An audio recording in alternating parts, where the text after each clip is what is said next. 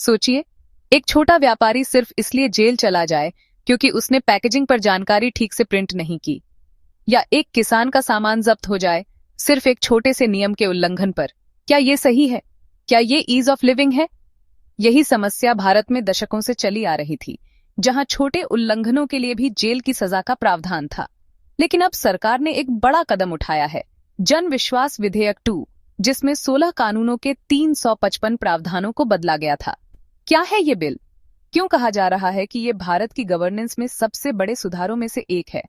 और क्यों ये यूपीएससी और करंट अफेयर्स के लिए बेहद अहम है?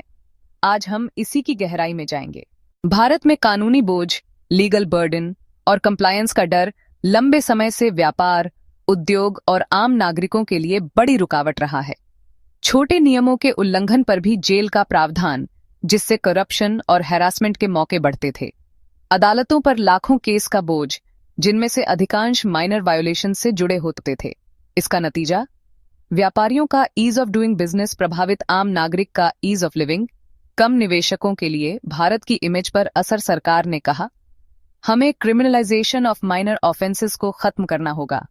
यही सोच थी जन विश्वास अधिनियम 2022 की, और अब उसका अपग्रेडेड वर्जन आया है, जन विश्वास 2 2025। ये एक व्यापक विधेयक है जिसका उद्देश्य है छोटे अपराधों को डिक्रिमिनलाइज करना, जेल की जगह जुर्माना लगाना, डिजिटल कंप्लायंस को बढ़ावा देना, फेसलेस और ट्रांसपेरेंट सिस्टम लाना। की हाइलाइट्स: 16 सेंट्रल लॉज में बदलाव, 355 प्रोविजन संशोधित, कई जगह जुर्माने की राशि बढ़ाई, लेकिन जेल की सजा खत्म। सेल्फ सर्टिफिकेशन और ऑनलाइन प्रोसेस को प्राथमिकता। जन विश्वास 2 ने जिन 16 लॉज को प्रभावित किया है उनमें शामिल हैं: 8 इंडियन फॉरेस्ट एक्ट 1927, छोटे उल्लंघनों जैसे लकड़ी ले जाने का कागजी काम पर अब जेल नहीं, जुर्माना। 2 Indian post office act 1898, postal regulation के छोटे उल्लंघनों पर क्रिमिनल चार्ज हटे। 3 मर्चेंट शिपिंग एक्ट 1958, लाइसेंस में छोटी कमी पर जेल नहीं, पेनल्टी। 4 एनवायरमेंट प्रोटेक्शन एक्ट 1986, छोटे उल्लंघनों के लिए monetary fine. 5 motor vehicles act 1988, कुछ डॉक्यूमेंटेशन एरर पर क्रिमिनल लायबिलिटी खत्म। 6 public liability insurance act 1991, delay पर अब फाइन, जेल नहीं। 7 railways act 1989, minor safety norms violations पर जेल प्रोविजंस हटाए गए। 8 इलेक्ट्रिसिटी एक्ट 2003, छोटे तकनीकी उल्लंघनों को डिक्रिमिनलाइज किया। 9 food safety and standards act 2006, miss branding के माइनर केसेस पर जेल नहीं। 10 लीगल मेट्रोलॉजी एक्ट 2009, पैकेजिंग से जुड़ी छोटी गलतियों के लिए अब online penalty. 11 cinematograph act 1952, certification के कुछ मुद्दों पर जेल प्रोविजंस हटाए। 12 trademarks act 1999। 13 patents act 1970। 14 drugs and cosmetics act 1940।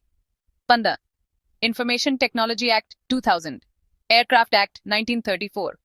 Example: पहले लीगल मेट्रोलॉजी एक्ट के तहत पैकिंग डिटेल में गलती होने पर व्यापारी को जेल तक हो सकती थी, अब सिर्फ online fine. Ease of doing business index, world bank 2014 में भारत की रैंक 142, 2020 में 63, लेकिन बाद में यह इंडेक्स बंद कर दिया गया। डेवलप्ड कंट्रीज मॉडल, यूके और सिंगापुर में कंप्लायंस सिंप्लीफिकेशन पर जोर। Minor offences, mostly monetary penalty, jail केवल सीरियस केसेस में। ओईसीडी कंट्रीज में trend, digital self certification, inspector raj खत्म करने के लिए। AI based random checks, Bharat अब उसी दिशा में बढ़ रहा है। Ease of doing business boost, MSMEs, startups, exporters को बड़ी राहत। जुडिशियल बर्डन रिडक्शन, कोर्ट में लंबित लाखों केसों में कमी।